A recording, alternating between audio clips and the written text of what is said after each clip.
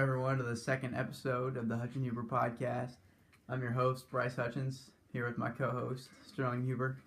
You can just call him Huber. So we're back this week. We're trying to do about one episode a week, maybe every 10 days if we can. So we're back with some topics today. Maybe we're going to try and hit some topics a little bit quicker, try and shorten up the episode this week, maybe 25, 30 minutes instead of 38 and change. Yeah, 30's bearable, but you probably don't want to watch a 45-minute video of us. So yeah, I know we're pretty boring as it is. You guys are doing a favor to us by listening in the first place. So we'll try and be quicker here, shorten it up. First topic is Mike Trout. I'm a big MLB guy. I think Mike Trout, a lot of people are talking about it right now. He might be having one of the best seasons in baseball history in the modern era since 1900. Yeah, I mean, he's the best player in baseball.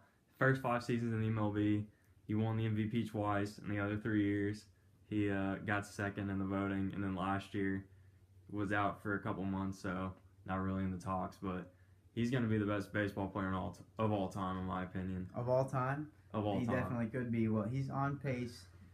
I calculated the numbers. The Angels have played 64 games. There's 162 games in a season. So I calculated the numbers. His WAR right now is 5.4. So his projected WAR for 162 games, if he plays the same way he's played the first 64, his WAR would be 13.7, which would be fairly good. It'd be good for second of all time behind Babe Ruth in 1923. Explain the stat a little bit for those who don't know what it is. Wins above replacement for the non-baseball guys out there. Wins above replacement. It's how much better you are than a replacement level player. So a replacement level player is a AAA player, a minor league AAA player, an average player. So if you're 0, you're actually a below average major leaguer.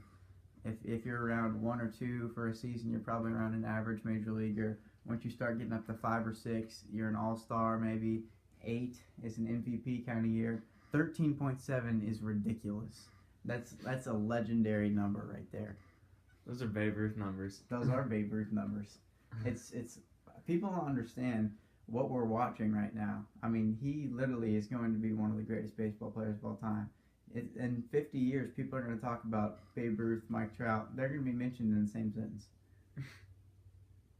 I mean, but Mike Trout's not a pitcher, though.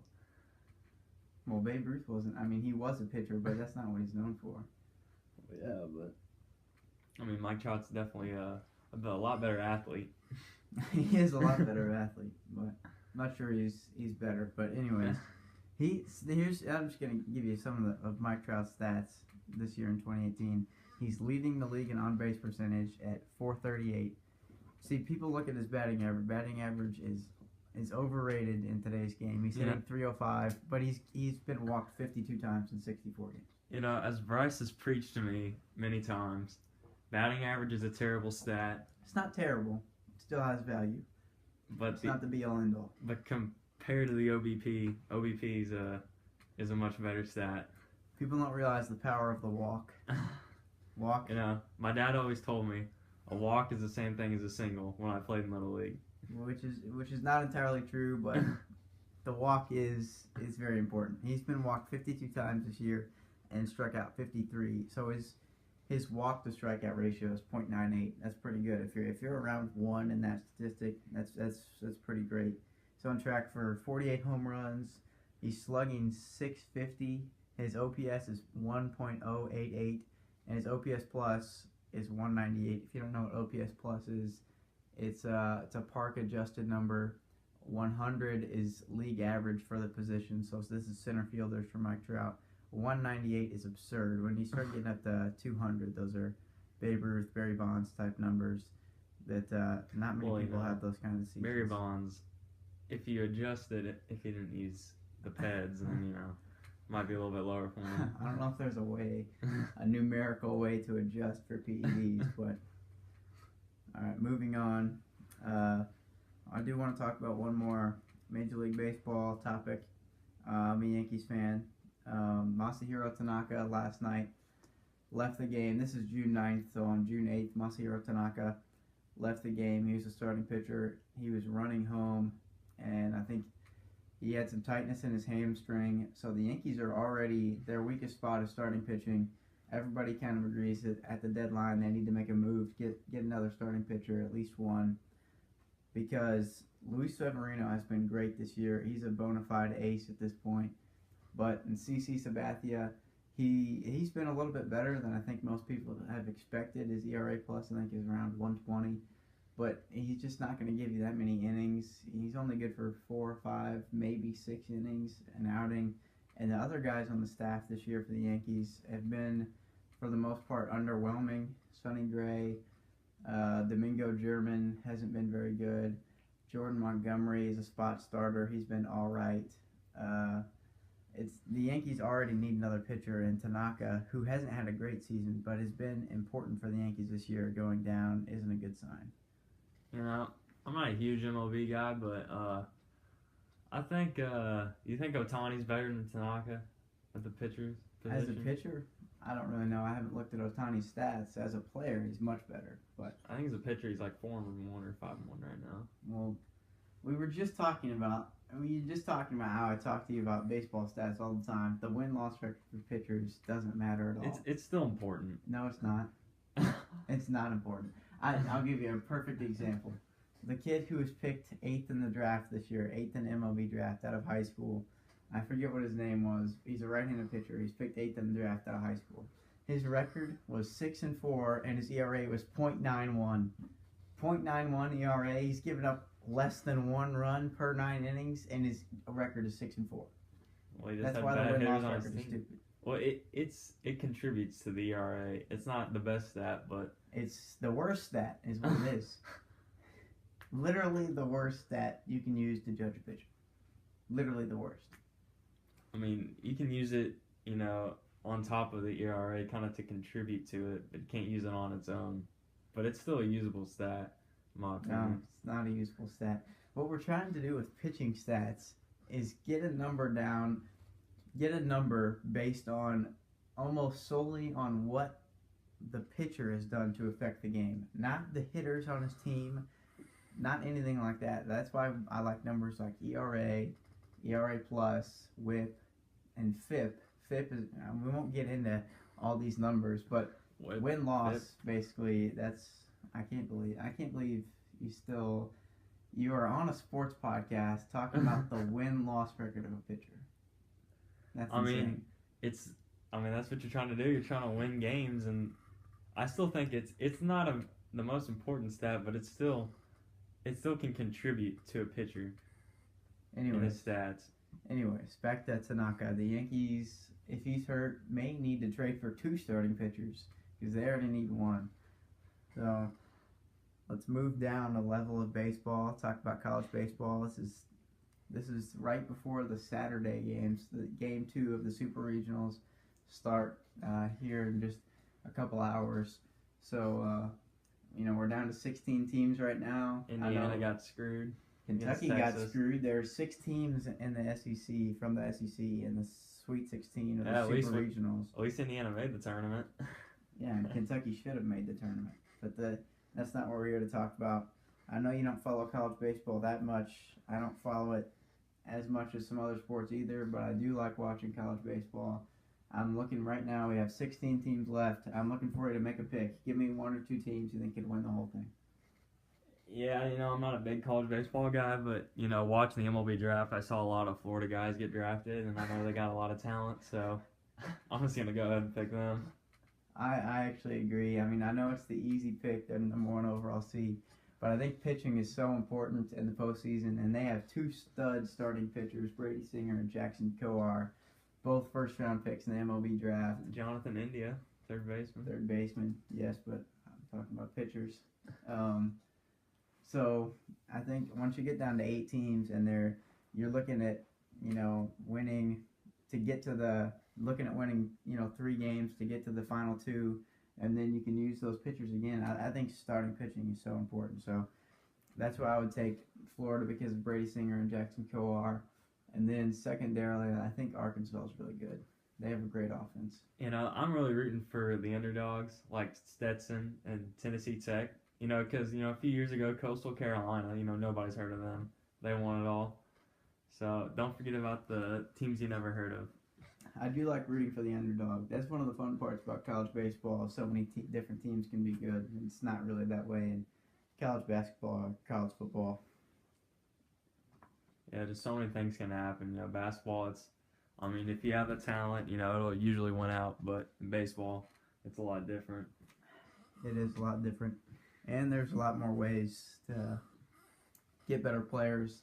Guys become much better players over a few years at the school. So college baseball, it's a whole different dynamic. Let's move on to some NBA. There's kind of a debate about who the rookie of the year should be. We live in southern Indiana, so there's a decent amount of Louisville fans around here. Ben Simmons or Donovan Mitchell, who are you taking for a rookie of the year? I think it's pretty clear. I'm not a huge Louisville fan, but there's no bias here. But, I'm going with Donovan Mitchell. This is ridiculous. It's ridiculous. I guess you could maybe make an argument for Donovan Mitchell. I feel like it's pretty clearly Ben Simmons.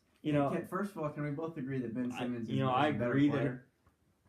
Okay, I will say he's a better player, but also the argument that he is a rookie this year, I do agree with that. But I think he's a rookie? You do have to take into account that he was injured for a season. He kind of has I don't think you do have to take it into account. I think if he's considered a rookie this year, then you just look at a better season. I know he hasn't played this was his first season, but he's already been in the league for a year and kind of experienced everything. I think he has a step up on Donovan Mitchell that way, but he's still a rookie. Yeah, I don't think you take that into account. I think if you agree that they're both rookies, if you acknowledge that they're both rookies, then you just look at who had a better season. I don't think you take that into account. Yeah, Ben Simmons can do everything except shoot the ball. He didn't make one 3-pointer this year. He's 0 of 11 from 3, and that I love the 3 ball, so that I take that into account. And also 56% from the free throw line is just terrible.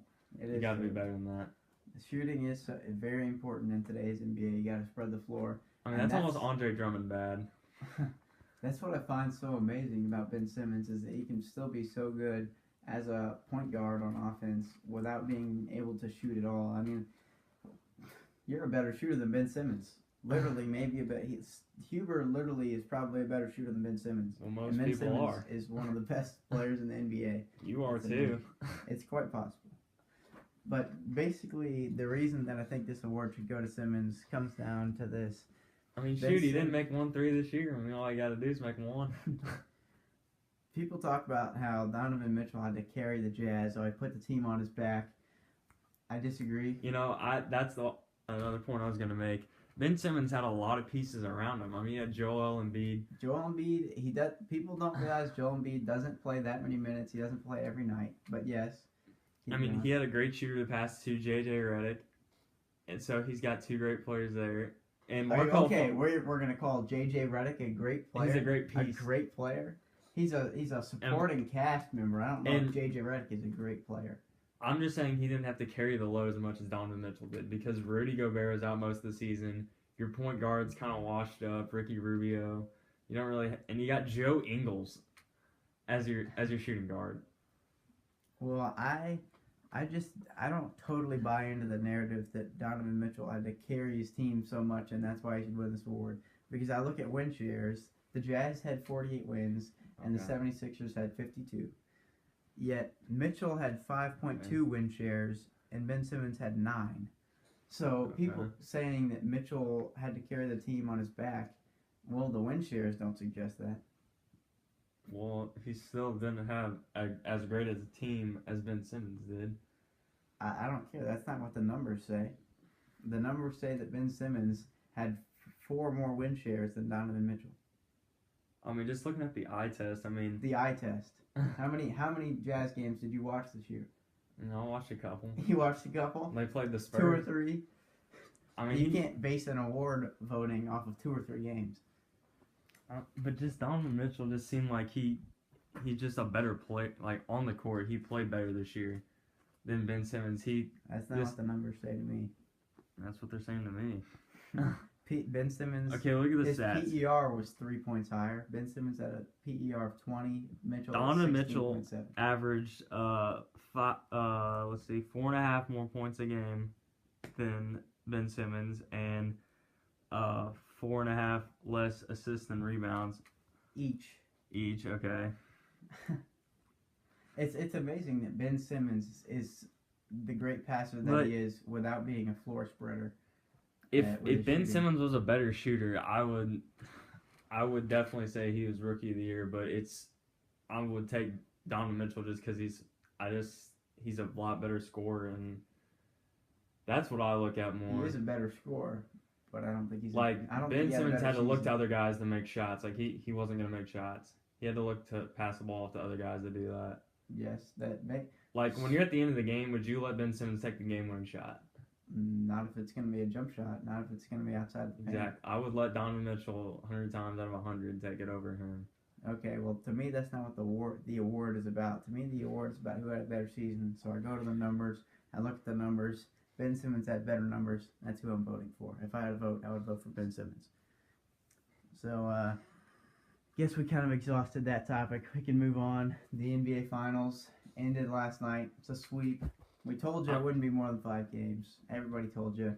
Knock and act like we were the only people saying that. I mean, I said it was going to be the Warriors in 3, but that's just not possible. Warriors in 3. So, I mean, I'm really happy the Warriors won. You know, I hate LeBron, as I said on the last podcast. He hates LeBron more than any human on this earth. You know, he always finds a way to beat the Pacers, and I mean, he gets lucky, and you know, gets a lot of calls too. I do find it weird. He does get some calls. He gets a lot of calls. I do find it weird that in the NBA, it's the only sport in America that we just accept that star players are going to get better calls. It doesn't make any sense to me. It's like, well, it's LeBron. He's going to get that call. That doesn't make any sense.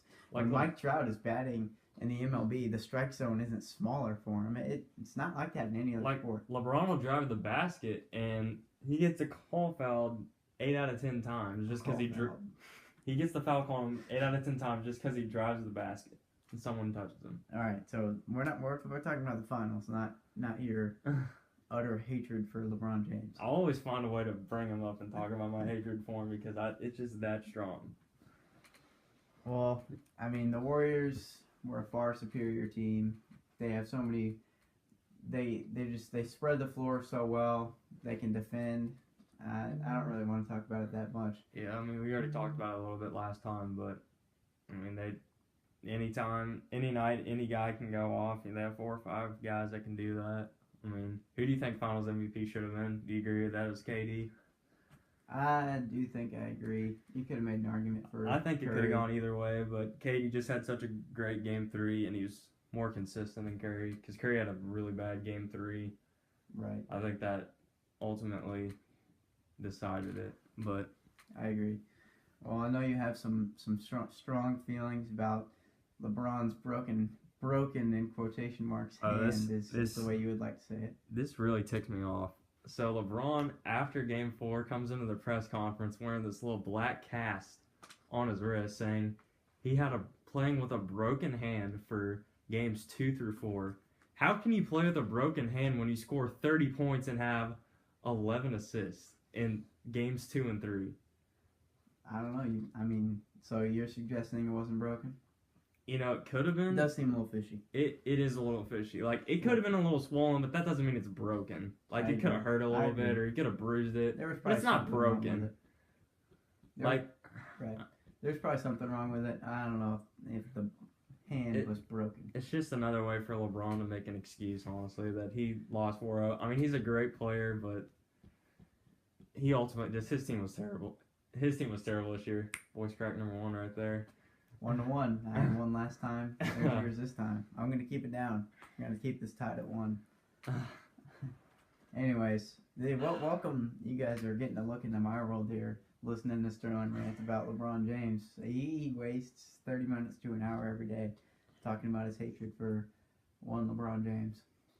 I mean, if you had a broken wrist or broken hand, whatever, How would it physically be possible to score 30 points? He had 29 in Game 2, 33 in Game 3, and he had like 11 assists in both games. How would it physically be possible to do that? He is superhuman.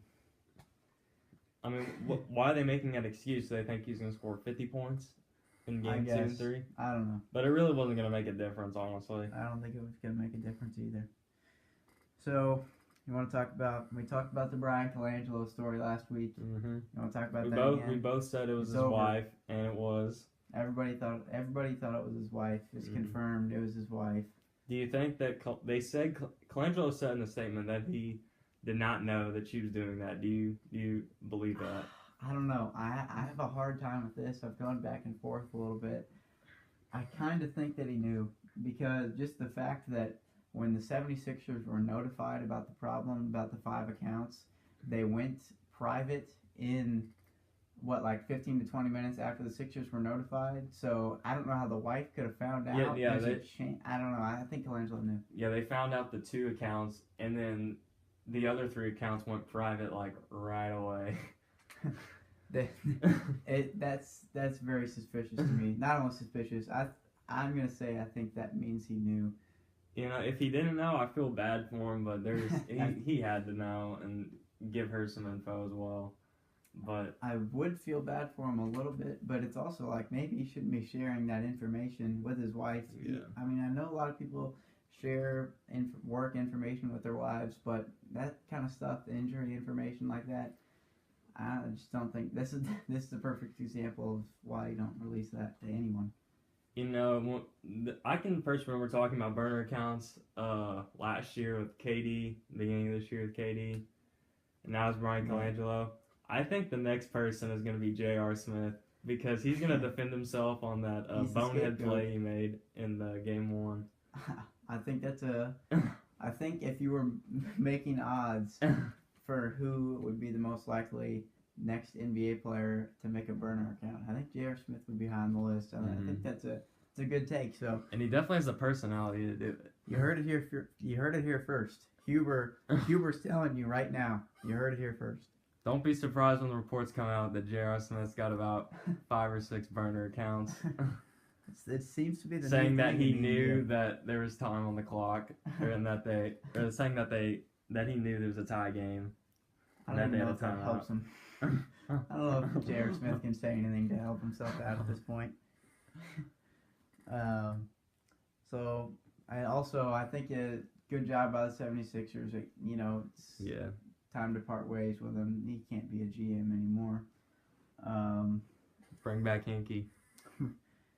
Whatever you do, it can't be Colangelo anymore.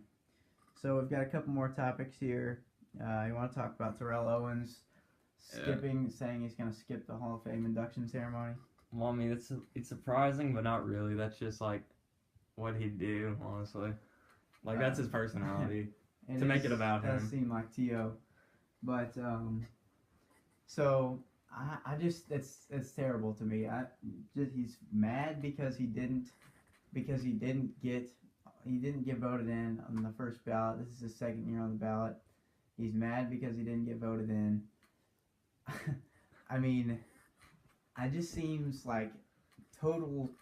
I think Terrell Owens, he's being a crybaby about this. He's being weak, and I don't know if he's necessarily being the wrong way. I don't know if he's necessarily being a crybaby, but he's just trying to make it about himself. Like, who else is getting inducted? Brian Urlacher, Ray Lewis. Those. Randy Moss, maybe. Like, Ray Lewis, I think, is a bigger name than Terrell Owens, but he's trying to make it more about himself. I do think that as well. But it rubs me the wrong way. Yeah, that's not something you do. You should be grateful for going into. You should be there. I mean, you're gonna have your own. What's the head thing called? Like the big bronze thing they make of you, and they put it in the canton. Yeah. A plaque. Mm-hmm. Statue. I don't know. Yeah. Anyways, we're getting close here. We're at about 25 minutes, so we're gonna wrap it up with our non-sports topic of the week. This is an interesting one, considering it's the middle of June and Groundhog Day is in the middle of February. But we're going to talk a little bit about Groundhog Day today, because I saw some groundhog story in the news. Yeah, So, you got yeah, I thought, you see a groundhog, you think Groundhog Day. That's the only thing you think of. Yeah, Groundhogs. a groundhog got hit by an F1, a Formula One car during a practice run, and I don't know what a groundhog's doing on a racetrack, but that just sparks the idea of that just brings back Groundhog Day. Groundhog Day. I think a lot of people, they get angry on Groundhog Day. They say, "Oh, why is Groundhog Day a holiday? It's nothing. Punxsutawney Phil, whatever." I disagree. I like me some Groundhog Day. We should get off school for it. We should. Hot take. We should get off school for Groundhog Day. I like it. But I mean, it's in the middle of winter. Why not have it's kind of a fun thing to think about on Groundhog Day. You always check, did he see a shadow or not? Punxsutawney Phil. It's got to be a cool thing in Punxsutawney, Pennsylvania, right? I mean, that town gets one day a year. It's one of the greatest American traditions, in my opinion. It is an American tradition. I'm in favor of Groundhog Day, 100%. I've got Groundhog Days back. I'm all in on Groundhog Day. Yeah, me too. You're always rooting for spring to come sooner. Nobody wants 6 more weeks of winter. Nobody wants that. No. Everybody wants more baseball. But I feel like it's always 6 more weeks of winter. And it kind of makes you mad every year. That's the only thing I don't like about it. Punxsutawney Phil should see his shadow less often. He sees it every time. Are we even sure it's the same groundhog every time that walks out of that, den or hole or wherever a groundhog lives? Is it a den? A ditch? A ditch, whatever it is. Are we even sure it's the same one every time, or are there like 8 of them in there? Yeah, I mean, I think they just get the first one they see. First one they see. Where can you find groundhogs? They're not just laying around the streets. Well, maybe they are in Punxsutawney, Pennsylvania. I've never seen one. I'm no Punxsutawney expert, but I don't know what the groundhog habitat is. But it's got to be like, I don't know, underground, cold. Underground. Cold. In the winter, what's your basis for that? Groundhog Days in the winter. They come out in the winter. This doesn't make any sense. Wait, the groundhogs hibernate? Because when I was a kid, I used to think this was like the end of his hibernation. It always happened on the same day. Now that I'm thinking about it, that really doesn't make any sense. I'm not a groundhog expert, but just overall, Groundhog Day it's a great memory for me just because. It's something I just tune into it every year. Everyone's in favor of it. I don't know how you can be against it. I'm in favor of Groundhog Day as well. So come on, you got to be off school for it. That's a big event. If you're listening to this, I think your big takeaway from this podcast, this episode number 2 of the Hutch and Huber Podcast should be the Groundhog Day is a great day. We should embrace Groundhog Day. Is it a national holiday? I don't know. It should be. Groundhog Day should be a national holiday. Anyways, I think that'll about wrap it up here, about 28 minutes and change. This was episode number 2 of the Hutch and Huber Podcast. Remember to follow us on Twitter at Hutch and Huber. Send us comments and questions. And go visit our website at hutchandhuber.weebly.com. Should be some articles coming out soon. Mm-hmm. Read the last article about Pedro Martinez, 99 versus 2000. That's another episode in the books. 2 down. Tell your friends. There you go. Send us questions or comments. I mean, we'd like to get our listeners We've only engaged. gotten a few, which is expected, but we like to hear your feedback. That'll wrap it up. Episode 2 in the books.